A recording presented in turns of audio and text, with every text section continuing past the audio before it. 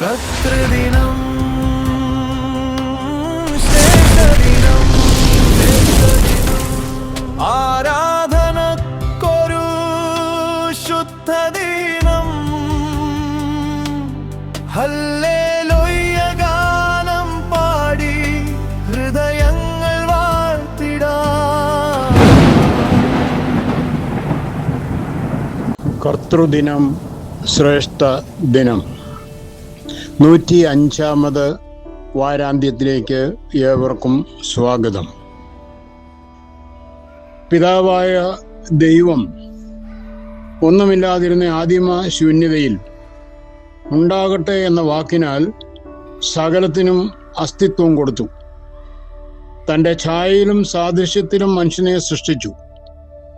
അനുസരണക്കേടിൻ്റെ ആദ്യ അധ്യായം ആദ്യ മാതാപിതാക്കൾ രചിച്ചപ്പോൾ അവർക്കായി രക്ഷകനെ വാഗ്ദാനം ചെയ്തു.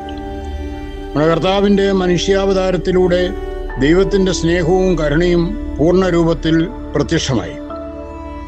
കർത്താവിൽ വീണ്ടെടുക്കപ്പെട്ടവരുടെ കൂട്ടായ്മയായ സഭ വഴി ദൈവസ്നേഹവും കരുണയും ലോകസമക്ഷം ആവർത്തിക്കപ്പെടേണ്ടിയിരിക്കുന്നു.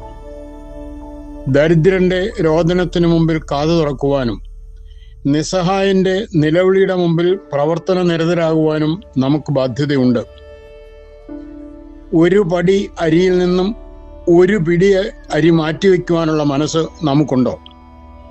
രണ്ടുള്ളവൻ ഒന്നില്ലാത്തവന് കൊടുക്കുവാൻ ആവശ്യപ്പെട്ട സ്നാപകന്റെ ഗർജനം കാതുകളിൽ അലയടിക്കുന്നില്ലേ? എല്ലാം തികഞ്ഞതിന് ശേഷം ബാക്കി വന്ന ഉച്ഛിഷ്ടങ്ങൾ ദാനം ചെയ്യുന്നതിൽ പുണ്യമില്ല എന്നറിയണം. സ്വന്തം ജീവിതത്തിൽ വേദന അനുഭവിച്ച് പങ്കുവയ്ക്കുന്നതിലേ മൂല്യമുള്ളൂ. തനിക്കുള്ളതെല്ലാം ദേവാലയ ഭണ്ഡാരത്തിൽ നിക്ഷേപിച്ച വിധവയെയല്ലേ കർത്താവ് പ്രശംസിച്ചത്? ലാഭത്തിന്റെ വിഹിതം നേർച്ചപാത്രത്തിൽ വലിച്ചെറിഞ്ഞവരെ അവൻ പരിഗണിച്ചതേയില്ല. ഇല്ലായ്മയുടെ വല്ലായ്മ അനുഭവിച്ചുകൊണ്ട് പങ്കുവയ്ക്കലുകൾ നടത്തുവാൻ നമുക്ക് കഴിയണം. അതിലൊരു വേദനയുണ്ട്. ആ വേദന ഒരു പുതിയ വ്യക്തിത്വം പിറവിയെടുക്കുന്നതിൻ്റെ ഈറ്റുനോവായി കണക്കാക്കാം. സ്നേഹവും കരുണയും കൈകോർക്കുന്നിടത്തെല്ലാം ദൈവം ജനിക്കുന്നു. കരുണ കാണിക്കുന്ന ഭൃത്യനെയും സ്നേഹം ചൊരിയുന്ന ശമറിയാക്കാരനെയും പങ്കുവയ്ക്കുന്ന വിധവയെയും എല്ലാം ചൂണ്ടിക്കാണിച്ചുകൊണ്ട് ദൈവരാജ്യത്തിന്റെ രഹസ്യം യേശുനാഥൻ അനാവരണം ചെയ്യുകയായിരുന്നു. ഒരേ കിണറിന്റെ തീരത്ത് ഒരുമയോടെ ജലം ശേഖരിക്കുന്ന സ്ത്രീകളിലും സായം സന്ധ്യകളിൽ ഒന്നിച്ചുകൂടി മനസ്സ് പങ്കിടുന്ന വ്യക്തികളിലും ദൈവം ജനിക്കുന്നു.